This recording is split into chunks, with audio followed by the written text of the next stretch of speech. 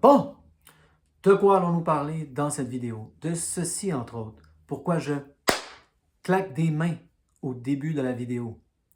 Pourquoi fait-il cela? Pourquoi fais-je cela? Nous n'avons pas besoin de café pour introduire cette vidéo. Nous n'avons pas besoin de stimulants externes. Nous allons apprendre à nous stimuler avec le pouvoir de notre propre esprit. Cette vidéo va être en essence une introduction à un repérage somatique sur la fatigue chronique.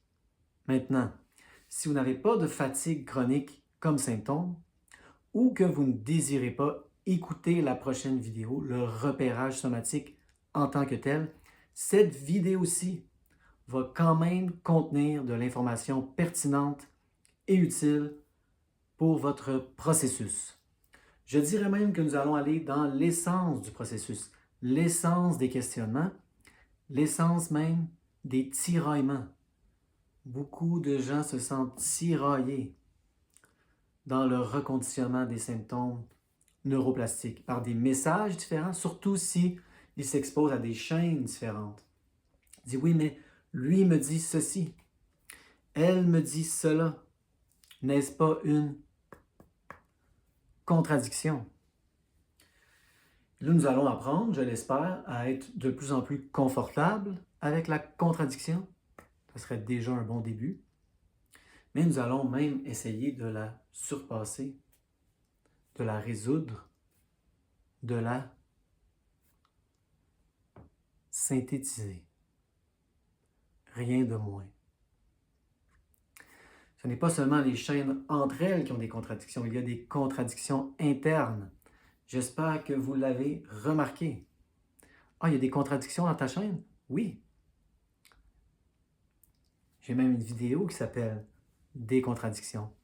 J'écoutais une chaîne ce matin qui est exclusivement dédiée à la fatigue chronique et à la longue COVID. La voici, j'en parle peu. Évidemment, comme toutes les chaînes dédiées à un symptôme, elle nous dit « Vous pouvez remplacer fatigue chronique, longue COVID par votre symptôme et ça va s'appliquer. » C'est quelqu'un qui connaît l'impératif du symptôme.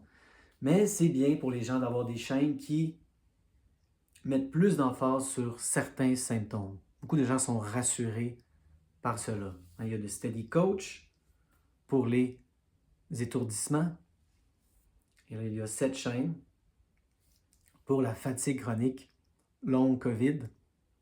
Il y a même une interview sur cette chaîne avec le Dr. Yo de Steady Coach. Une excellente interview. J'écoutais une histoire de succès ce matin sur cette chaîne et nous étions en plein cœur de la contradiction.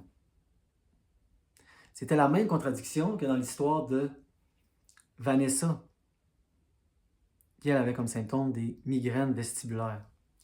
Donc, nous sommes vraiment ici au cœur du reconditionnement des symptômes neuroplastiques. Quelle est cette contradiction? Beaucoup de gens nous disent « Avant, j'étais extrêmement motivé. Je faisais. Je n'étais pas capable de m'arrêter. Je faisais toujours plus, de plus en plus. Là, je me suis écroulé. Je me suis effondré. »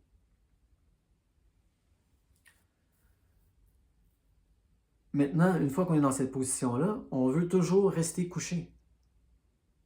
Et là, il faut apprendre à défier la fatigue, défier le symptôme et à s'activer, même lorsqu'on n'en a pas envie, même lorsqu'on est fatigué. Donc, lequel fait-on? Est-ce que je défie le symptôme? Est-ce que je défie la fatigue? Ou est-ce que j'apprends à m'écouter? Il y a quelqu'un dans les commentaires de l'histoire du succès qui pose cette question. Elle dit, mais attendez, vous envoyez des messages contradictoires. Dans un cas, quelqu'un veut faire de la course à pied, du jogging, mais ne le fait pas par évitement et par peur. Et là, il faut défier le symptôme. Il faut aller faire la course à pied, même si on est fatigué. Mais dans un autre cas, quelqu'un nous dit, je m'étais inscrit à un marathon, Mais là, je revenais d'un long voyage. Mon système était taxé. Et là, avant, oui, je serais allé faire le marathon. Et là, maintenant, j'ai appris à m'écouter et à me dire, non, c'est ça, je ne vais pas aller faire ce marathon en ce moment. Ça, c'est l'ancien moi. J'ai appris à m'écouter. Donc, c'est le même comportement. Ne pas aller faire de la course à pied. Dans un cas, c'est de l'évitement. Dans un cas, c'est apprendre à s'écouter. Comment faire la différence? Comment faire la distinction? Nous allons explorer tout ça. C'est au cœur, vraiment au cœur du reconditionnement de la fatigue chronique, ce dilemme, ce débat. Mais évidemment, j'espère que vous le comprenez de plus en plus, c'est au cœur du reconditionnement des symptômes neuroplastiques, que ce soit la fatigue chronique ou une migraine vestibulaire.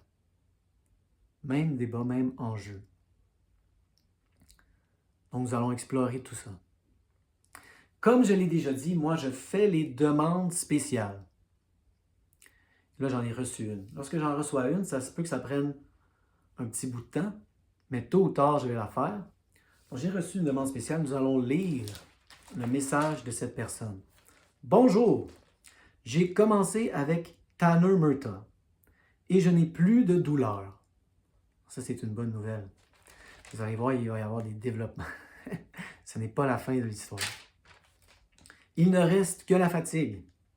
C'est dur, mais je progresse. Ça, je veux l'adresser ici dans cette vidéo.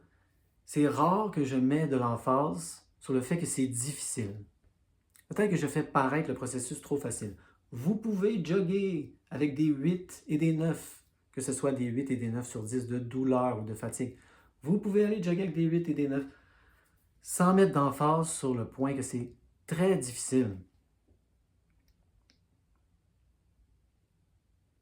Ça, je veux vous le dire ici, oui, c'est difficile, ça a été difficile. Juste que je ne veux pas mettre trop d'emphase là-dessus. Je vais en parler, c'est difficile, c'est très difficile, c'est extrêmement difficile.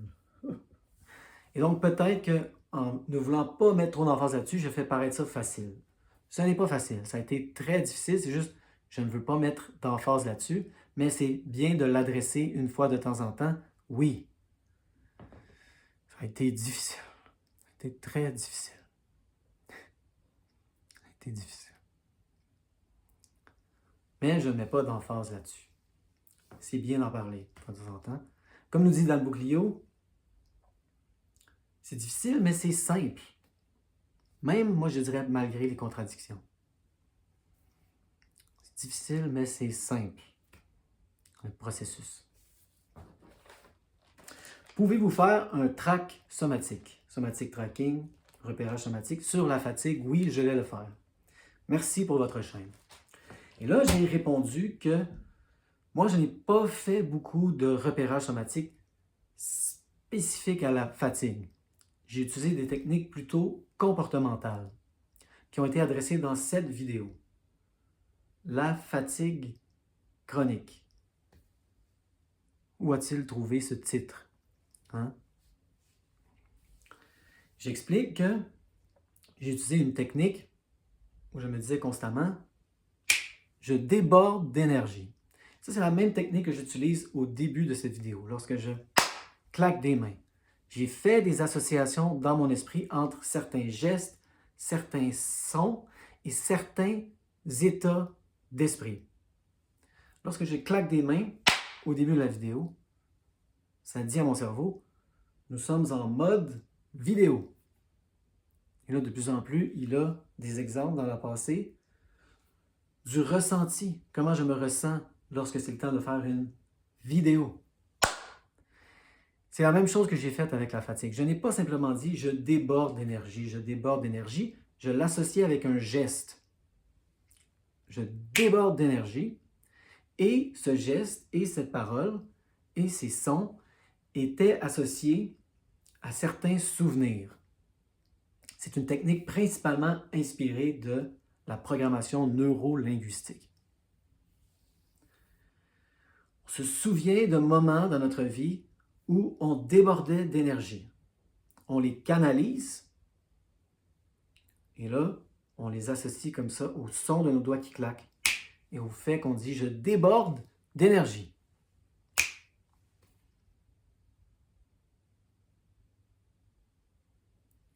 C'est la technique dont je me suis servi principalement. Mais ce n'est pas tout, évidemment. Là, nous allons faire justement un repérage somatique, explorer tout cet aspect que je n'ai pas beaucoup exploré dans la chaîne. Donc, j'ai référé cette vidéo à la personne. Voici la réponse. En fait, vous avez raison sur le fait de parler des symptômes. Aujourd'hui, j'ai un peu de douleur du fait d'en avoir parlé hier. On peut adresser ça, c'est intéressant. Oui, mon conseil, c'est vraiment ne pas parler des symptômes. Qu'est-ce qui nourrit les symptômes? L'attention. Plus on en parle, plus on y porte d'attention. Initialement, je me souviens déjà d'avoir été là, il suffit d'entendre parler des symptômes, de nos symptômes, peut-être même de d'autres symptômes, pour les déclencher en nous. Il suffit, comme dans ce cas, d'en parler, ça réactive le symptôme. Vous êtes soit dans la spirale ou vous venez de sortir de la spirale, vous êtes ce que j'appelle sur le rebord de la spirale. Il suffit de si peu pour ressombrer. Il suffit d'entendre parler du symptôme. Il suffit d'en parler nous-mêmes. Et là, oups, ça redéclenche le symptôme. C'est tout à fait normal, il ne faut pas s'inquiéter avec ça. Plus on progresse, moins c'est le cas. Moi, j'en suis un exemple. Maintenant, je peux entendre parler de n'importe quel symptôme. Je peux parler des symptômes au passé sans les déclencher, sans les redéclencher. Donc, on peut en arriver là. C'est de l'exposition graduelle, évidemment. Si on n'est pas capable d'écouter des histoires de succès parce que les gens parlent des symptômes, ça nous active, c'est peut-être une bonne idée de s'exposer, c'est ça, graduellement. Peut-être pas faire une immersion immédiate. On s'expose graduellement. On entend parler de plus en plus. Ça ne nous dérange pas. Et là, peut-être qu'on est capable, comme moi, d'en parler de plus en plus. Je ne sais pas si vous avez remarqué, j'en parle des fois pendant des heures. Ça ne déclenche pas de symptômes. Donc, on peut en arriver là, mais lorsqu'on est sur le rebord de la spirale, c'est bien, c'est ça, de ne pas parler des symptômes. On n'en parle pas.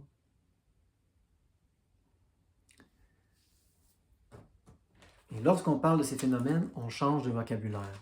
On va explorer ça aussi. Mais bon, c'est tout à fait tolérable. J'ai souligné le mot tolérable. Je vais vous inviter à vraiment examiner les mots que vous utilisez autour des symptômes. Tolérable, on est vraiment ici dans subir. On subit les symptômes. Est-ce qu'on peut utiliser un autre mot que tolérable? Explorez ça. Par contre, le repérage somatique, c'est idéal pour ça, justement. Ne plus subir, ne plus tolérer. Développer une autre attitude avec les symptômes. Sans se sentir aussi impliqué. On les observe de façon curieuse, sans subir. En plus ça, le but du repérage somatique, s'entraîner. C'est comme aller au gymnase, c'est comme aller au gym, à la salle d'entraînement. On s'entraîne pour développer une nouvelle attitude envers les symptômes. Ne plus subir, ne plus tolérer. Être. C'est un des thèmes de cette vidéo, être. Être avec les symptômes, sans subir. Par contre, je n'avais jamais mis la fatigue dans la case symptômes neuroplastiques. Je vous remercie pour cette information primordiale. En effet, c'est l'information qui est cruciale dans le processus. Au début, il y a ce qu'ils appellent la phase acquisition de connaissances. Cette phase est absolument cruciale. Il faut accumuler de l'information. Il faut savoir ce qui se passe. nous allons explorer le fait que le repérage somatique, c'est un peu de la méditation. Qu'est-ce qui est la différence entre un repérage somatique et de la méditation? L'information, la connaissance. Moi, justement, quand je faisais ma formation de base de programmation neurolinguistique, j'ai rencontré quelqu'un, comme j'en ai rencontré tant depuis, qui était en douleur chronique et qui faisait de la méditation depuis des années. C'était une experte en méditation. Elle me disait, oui, je suis capable d'être avec les sensations sans juger. Mais elle manquait. Pourquoi n'a-t-elle pas éliminé les symptômes? Elle manquait d'informations.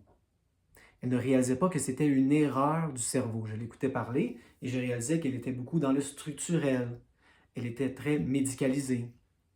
Elle était capable, selon elle, c'est ça, d'être avec les sensations sans les juger, sans les subir.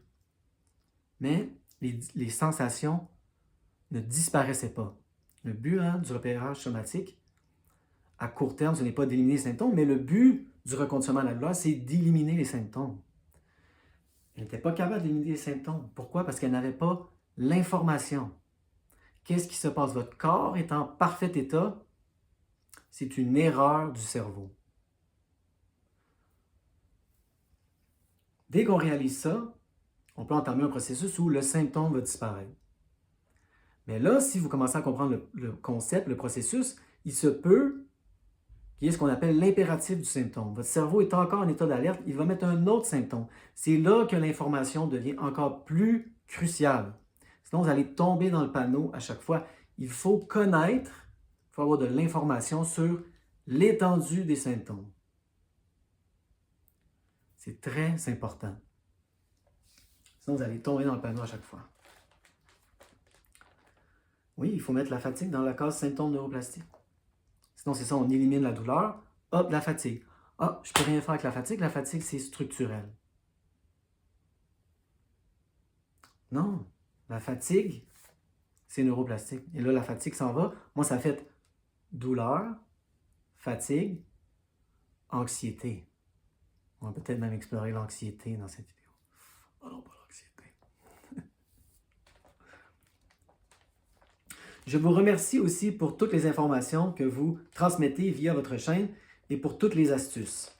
Il faut reprogrammer totalement notre façon de penser, oui, mais aussi c'est somatique. Il faut changer notre façon de penser, ça c'est cognitif. Il faut changer notre façon de ressentir, somatiquement. Et il faut changer le vocabulaire associé. En effet, oui, nous allons explorer ça. Je vais faire l'essai du mantra « J'ai plein d'énergie » pendant cette semaine. Et là, ce n'est pas seulement dire « j'ai plein d'énergie ». Il faut claquer des doigts. Il faut associer cette sensation à des états où nous avons débordé d'énergie dans notre vie. Vous allez vous rappeler ces états. Vous allez les recanaliser. Je déborde d'énergie. Ça, c'est l'aspect comportemental. J'ai appris énormément de choses avec vous. Un grand merci. En France, le sujet des TMS est presque totalement inconnu. C'est vrai, il n'y a pas beaucoup de matériel français. En voici de l'excellent. Dans mes premières vidéos sur les repérages somatiques, je vous suggère celui de Léna Champy. Depuis ce temps, je n'ai pas trop suivi son podcast, mais là, quelqu'un m'a envoyé son dernier podcast, une interview avec Howard Schubiner. Je vais le mettre ici, podcast Horizon, interview avec Howard Schubiner. C'est beaucoup mieux que la traduction de l'intelligence artificielle. C'est vraiment Léna qui traduit ses propres propos et quelqu'un qui a traduit les propos de Howard Schubiner. Très différent de la traduction de l'intelligence artificielle qui est un peu artificielle, justement. Donc, c'est de l'information qui commence à se propager de plus en plus. C'est vraiment une excellente interview. Ouais, vraiment l'essence du propos. Je vous la conseille. Lorsque j'ai fait le repérage de Léna, il y a eu une publicité en plein milieu de repérage. Je n'ai pas aimé ça. Je ne connaissais pas grand-chose à YouTube à cette époque. Je me disais, pourquoi elle a mis une publicité au milieu du repérage. Et là, j'ai réalisé, ce n'est pas elle. Moi aussi, maintenant, il y a des publicités au milieu de mes repérages automatiques. C'est pour ça que j'ai arrêté d'en faire. Je trouve ça très important, moi, les repérages automatiques, mais il y a des publicités au milieu, je trouve que ça gâche l'expérience. Maintenant, j'ai 500 abonnés. C'est un des critères, mais je ne les rencontre pas encore tous pour pouvoir éteindre les commerciaux. Lorsque je vais pouvoir éteindre les commerciaux, là, je vais en faire du repérage automatique. Ne vous inquiétez pas. Mais idéalement, c'est ça. Écouter les repérages somatiques avec des pistes audio, c'est un peu comme faire de la bicyclette avec les roues d'entraînement. C'est pour le début, c'est pour apprendre à le faire. Et là, on peut enlever les roues, on peut apprendre à le faire nous-mêmes. Quoique moi, même à la fin de mon processus, oui, j'en faisais des repérages somatiques silencieux avec ma propre voix interne, mais j'utilisais encore certaines pistes audio comme celle de Jim Prusak, Letting it come and letting it go. Laisser venir et laisser aller. J'en ai fait une traduction sur ma chaîne. Donc oui, le sujet des TMS est presque totalement inconnu, mais ça va devenir de plus en plus connu. Il y a même quelqu'un qui m'a découvert à travers l'intelligence artificielle. C'est l'intelligence artificielle qui lui a dit « As-tu considéré que tes symptômes pourraient être neuroplastiques? As-tu déjà entendu parler de déjouer la douleur chronique de Alan Gordon? » Wow! Donc, ça commence vraiment à se propager. Quand l'intelligence artificielle s'y met, moi je dis que ce n'est qu'une question de temps. Beaucoup de personnes autour de moi en souffrent sans le savoir. Ça peut devenir très intéressant de commencer à le détecter dans les autres autour de vous. Moi, de plus en plus, je vois les symptômes TMS partout. Mais la plupart des gens, ça vient, ça va. Ils gardent l'explication structurelle, ils disent « Oui, là, c'était la chaise. J'ai changé de chaise et là, ça va mieux. » Et nous, on regarde les mécanismes sous-jacents et là, c'était la situation externe qui a changé. Il y en a beaucoup dans ma famille. Je ne veux pas prendre des exemples personnels. Une émission qui est intéressante, c'est sur Netflix, c'est Bonus Family. C'est rare que je parle de divertissement. Ça pourrait être un des thèmes de cette vidéo. Hein? Vivre sa vie, ne pas être obsédé avec le reconditionnement de la douleur. Dans cette émission, Bonus Family, il y a beaucoup de TMS. Les gens ont des conflits psychiques et là, ils ont mal au dos. Ou une femme, par exemple, est dans un couple avec une autre femme, et là, ils aménagent ensemble et elle a mal au genou. Lorsqu'elle retourne vivre chez elle, toute seule, elle n'a plus mal au genou, mais elle n'est pas capable de lui dire « Oui, je t'aime, mais je ne veux pas vivre avec toi. » Ça, c'est de la fiction, parce que je ne veux pas parler des membres de ma propre famille, mais l'émission Bonus Family semble comprendre bien ce concept. Nous allons parler de ça dans cette vidéo, avec des vrais exemples, pas des exemples fictifs.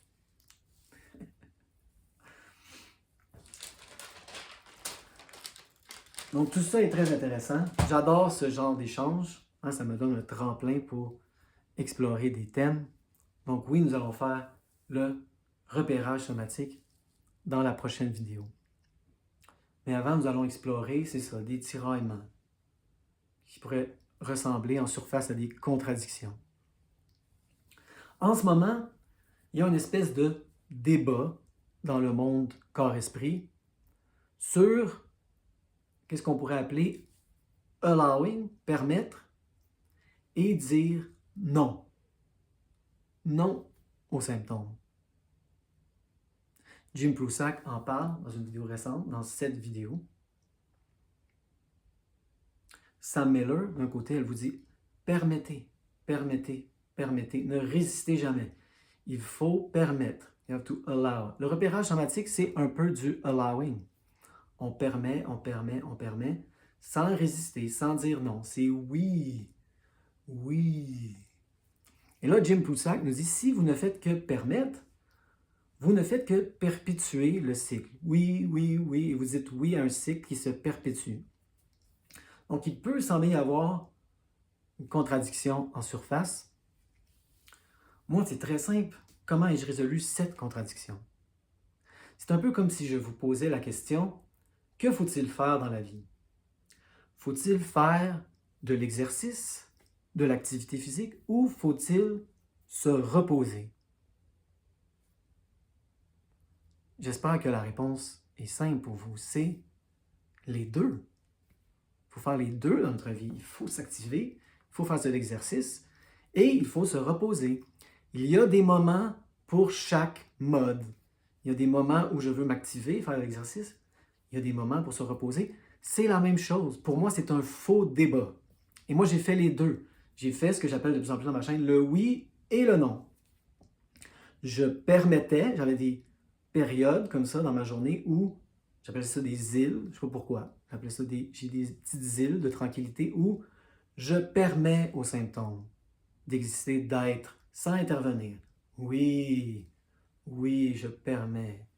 Allowing. Il n'y a pas tant de place que ça pour le non dans ce processus-là. Mais là, lorsque je sortais du oui, du repérage somatique, du allowing, et j'allais vivre ma vie, j'allais plutôt en mode indifférence et je disais non, non, non, non, non, non. Je corrigeais l'erreur du cerveau. Donc les deux ne sont pas mutuellement exclusifs. C'est comme l'activité et le repos, c'est deux modes différents dont on a besoin à différents moments. J'espère que ça fait du sens. Donc pour moi, oui, il y a des moments pour, si on veut explorer la fatigue, c'est le thème de cette vidéo, être avec la fatigue. Ne pas la défier, ne pas la challenger. Je suis fatigué. Je me couche, je reste avec ma fatigue. Je la ressens. Quelle émotion se cache sous cette fatigue?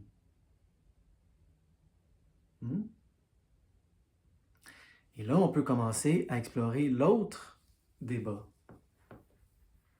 Beaucoup de gens, lorsqu'ils entreprennent le reconditionnement de la douleur, le travail TMS, étaient des gens extrêmement motivés, qui faisaient toujours plus, sans être capable de s'arrêter, de questionner. Et là, ils s'écroulent à cause des symptômes. OK, tu ne veux pas apprendre à t'arrêter? Nous, on va t'arrêter.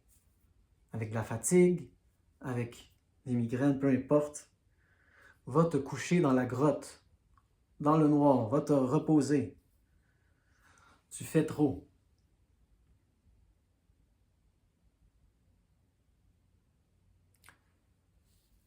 Il y a des gens qui viennent de l'autre côté. Moi, je manquais de motivation, je ne faisais plus grand-chose. Mais je connaissais les deux états, c'est ça. J'alternais. Des fois, j'essayais d'écrire un livre, j'écrivais pendant 10 heures. J'écrivais 10 heures par jour. Et même lorsque je n'écrivais pas, tout ce que je disais était par rapport à mon livre. Tout ce que je regardais, même à la télé, je ne regardais pas Bonus Family. C'était du divertissement pour les masses. Tout ce que je regardais, c'était des documentaires par rapport à mon livre. Mon livre. Je faisais. Et là, je m'écroulais. Je devenais complètement, moi je me jugeais comme ça, inutile. Oh, léthargique. J'étais en léthargie. Avant que les symptômes se développent, c'était ça mes deux modes. Donc je connais bien les deux modes. Il y a des gens qui, c'est ça, font trop, s'écroulent, ou il y a des gens qui deviennent un peu léthargiques.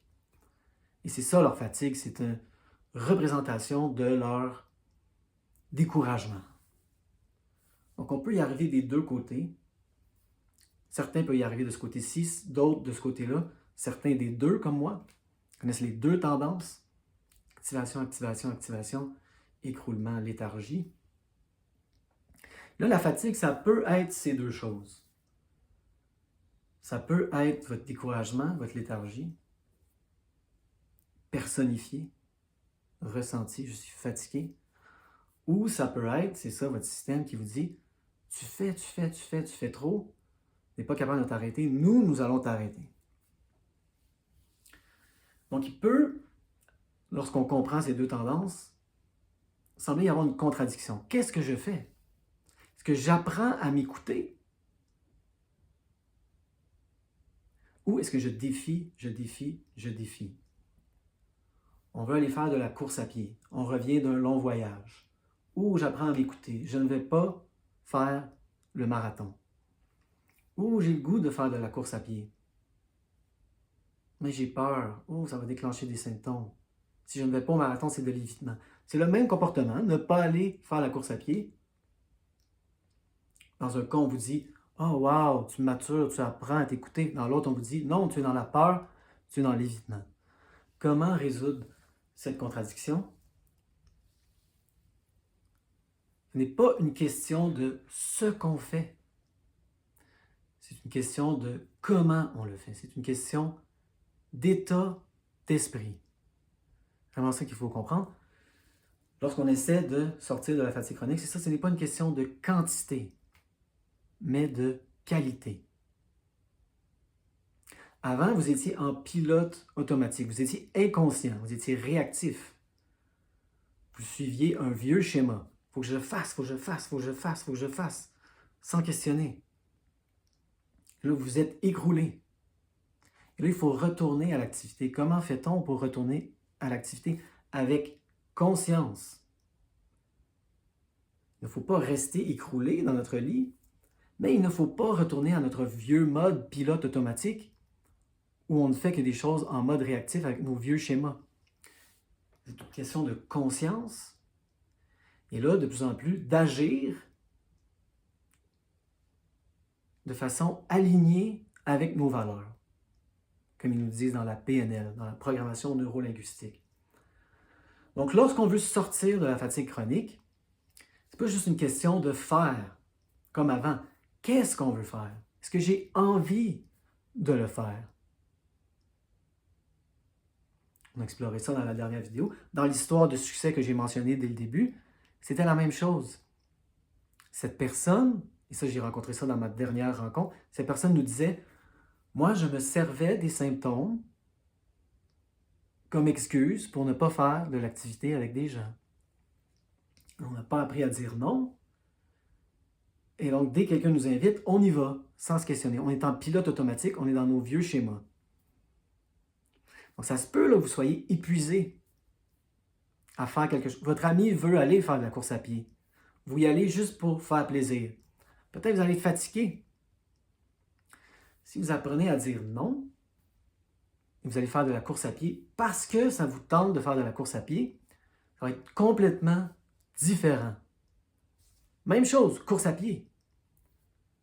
Mais deux résultats différents. Dans un, vous allez être épuisé, ça va être éreintant.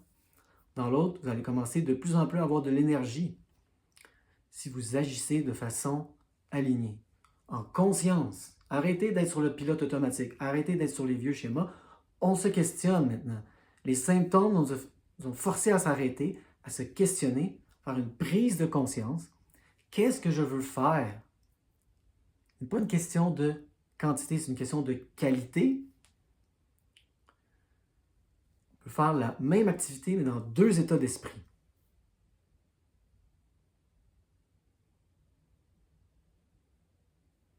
Et là, plus on apprend à être dans la qualité ou la quantité, plus on va être capable d'en faire, justement. On va commencer à avoir plus d'énergie. On va commencer peut-être même à déborder d'énergie. Et là, oui, il va y avoir des périodes dans notre vie où, des fois, les circonstances externes nous poussent à faire des choses, plusieurs choses de suite dont on n'a pas vraiment envie. Et là, est-ce qu'on va se réécrouler, retourner dans la fatigue? Non! C'est une relation, c'est une nouvelle relation qu'on développe avec notre système nerveux. Voici à quoi ça peut ressembler. On parle de notre système nerveux, on interagit avec, on le rassure. On lui dit, regarde le système nerveux, là, oui, les circonstances font en sorte que il va falloir ici faire beaucoup d'activités de suite qui me tentent moins. Je sais que ça va être taxant, mais dès que ça va être fini, je vais me reposer, je vais faire des choses dont j'ai envie. Très important, ça.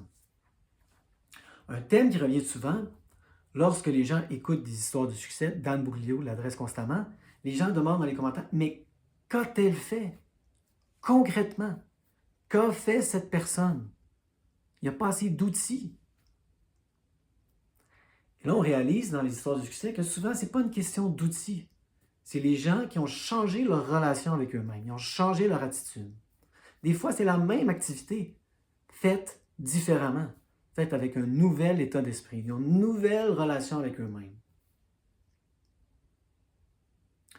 Et Dan, il faut qu'il l'explique comme ça aux gens. Il dit, c'est ça, vous ne pouvez pas avoir une liste.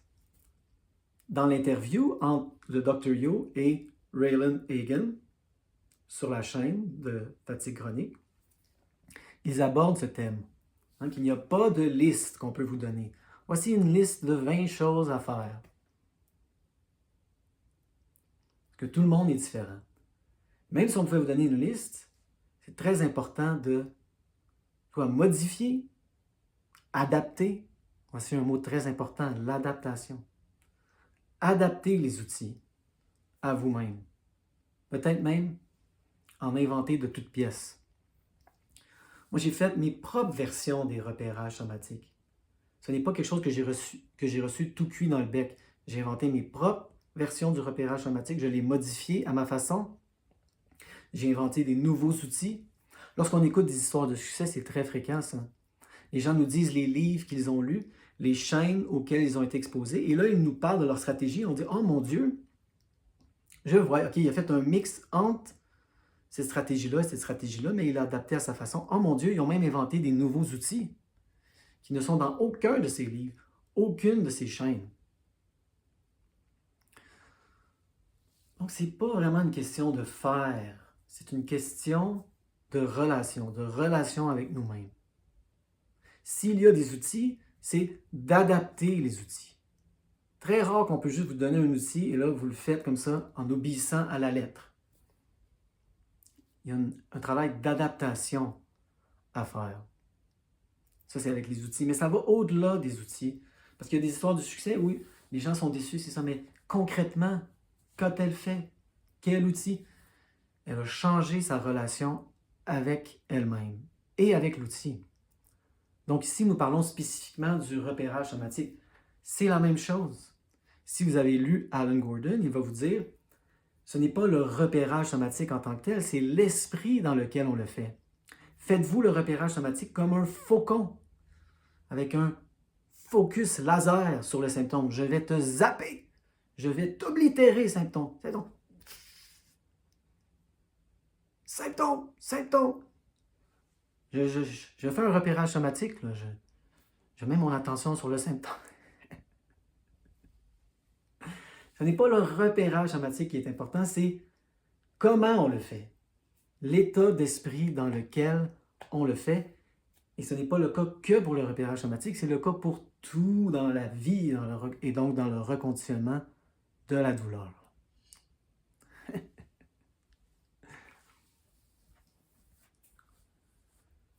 Donc j'espère que cette introduction de 40 minutes à un repérage somatique a été utile. Ça va aborder beaucoup de thèmes centraux ici. Il y a un aspect comportemental, oui. Je déborde d'énergie. Mais aussi, il y a un aspect somatique où il faut aller ressentir ces choses. Il y a un moment pour le oui, on ressent la fatigue, on essaie même d'aller en dessous. Quelle émotion se cache en dessous? Est-ce que c'est mon découragement? Est-ce que vous venez de cet angle-là? Ouh, je suis léthargique, je suis découragé. Ou est-ce que c'est plutôt de l'autre côté, le fait que je faisais sans être? C'est apprendre à être au lieu de faire. C'est plutôt de cet angle-là que vous allez aborder le repérage somatique. Ce n'est pas autant le découragement, il faut vous motiver à vous mettre à l'activité que d'apprendre à être avec vous-même,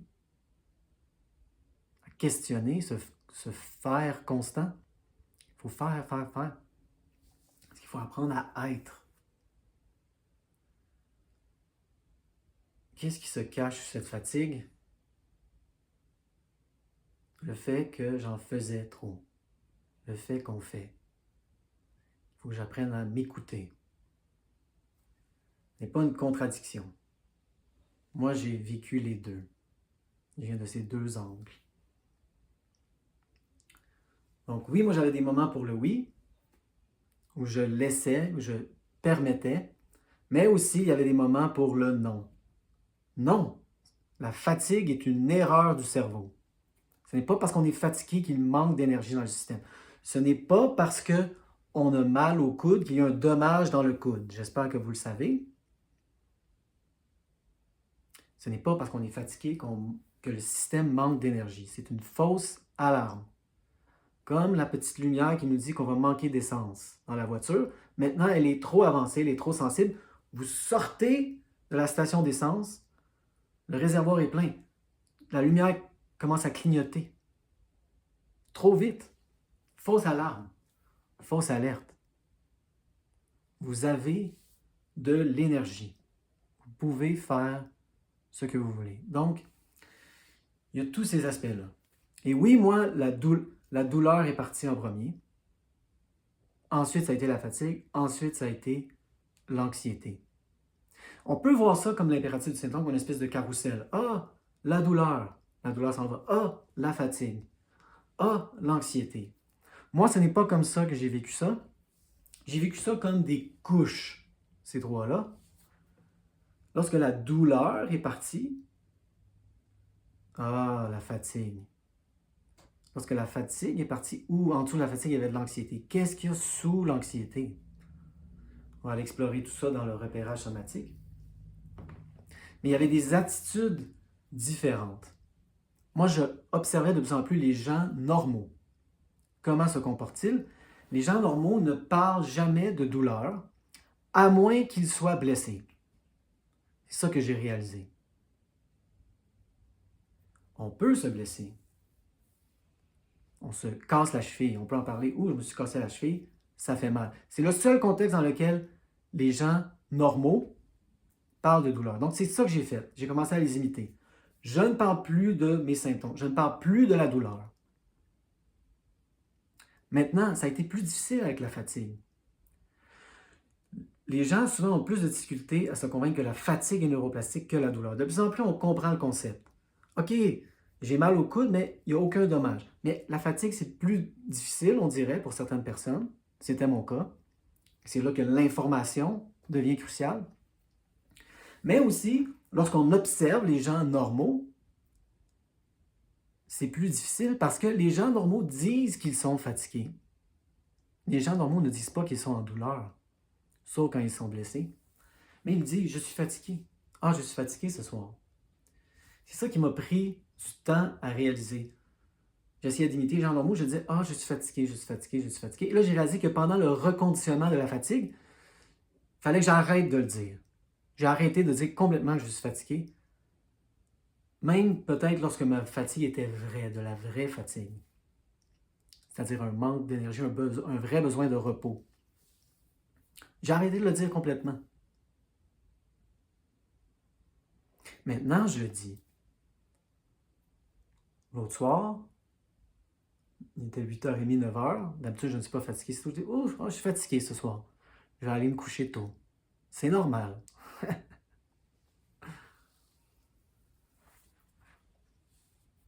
Donc, c'est normal. Les gens normaux sont fatigués des fois. Mais pendant le reconditionnement de la fatigue, c'est bien de ne pas en parler.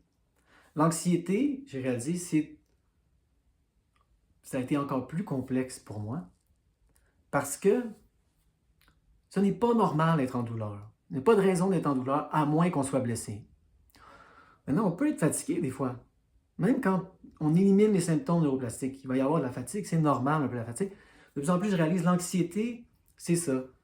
Mon problème, ne dites pas problème, c'est ça, j'en ai plus, mais mon problème initial avec l'anxiété, c'est que j'imaginais que tout comme la douleur, ça allait disparaître complètement. Là, j'ai réalisé, ce n'est pas réaliste. Les gens normaux ont de l'anxiété.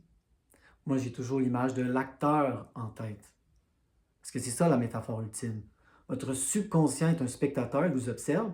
Vous êtes un acteur, vous devez jouer le rôle de la personne en santé de la façon la plus convaincante possible. Donc, vous allez arrêter de parler de votre douleur. À moins que vous vous cassez la cheville. Là, vous pouvez en parler, mais sinon, on ne parle pas de la douleur. La fatigue, n'en parlez pas durant le reconditionnement de la fatigue. Dites, je déborde d'énergie. Et là, une fois que ça va être reconditionné, oui, vous allez pouvoir le dire. « Ah, je suis fatigué ce soir. » C'est correct. C'est normal, ça. Votre subconscient, qui est le spectateur, va dire, ouais, oui, il est normal, il est fatigué des fois. On a besoin de repos. C'est un signal fiable. Avec l'anxiété, j'ai réalisé, c'est différent. Hein. Même, ils nous le disent, les acteurs qui font ce métier depuis longtemps ont encore le trac, qu'on pourrait appeler de l'anxiété de performance. Encore là, comme on l'explore de plus en plus, changer le mot. Changer le mot, non seulement change notre perception, mais change la sensation parce que c'est une boucle rétroactive. Au lieu d'appeler ça de l'anxiété, dire « Ah, je suis un acteur, j'ai le trac », non seulement ça change votre perception de la sensation, mais étant donné que c'est une boucle rétroactive, ça va modifier la sensation en tant que telle. Vous allez vous sentir différent. Ce n'est pas de l'anxiété, c'est le trac. J'ai le trac. Je suis un acteur, j'ai le trac. C'est normal. Les gens normaux qui se challengent, qui se défient dans la vie, sont fatigués des fois et ressentent de l'anxiété, du trac, de l'anxiété de performance, d'autres types d'anxiété. C'est normal. Dans une vie normale, c'est l'anxiété chronique qui n'est pas normale. Mais ce n'est pas normal d'avoir mal, à moins qu'on se blesse. Et là, une question finale, c'est, même quand c'est structurel, êtes-vous toujours blessé? Il y a des gens comme ça qui se blessent souvent. J'ai des gens en tête, ils se blessent, ça guérit, et là, ils se reblessent. Ils sont toujours en train de se blesser. C'est structurel, mais ils sont toujours blessés. Qu'est-ce que ça veut dire dans votre relation avec votre subconscient? Une introduction de repérage somatique qui dure 45 minutes. Et comme je l'ai dit, ce n'était pas qu'une introduction au repérage somatique sur la fatigue chronique. Cette vidéo est pertinente et utile pour le processus en général. Nous avons exploré l'essence du reconditionnement des symptômes, l'essence de ce qui pourrait sembler comme une contradiction, mais qui n'en est pas une. Donc, la prochaine vidéo va être le repérage somatique pour la fatigue chronique en tant que tel.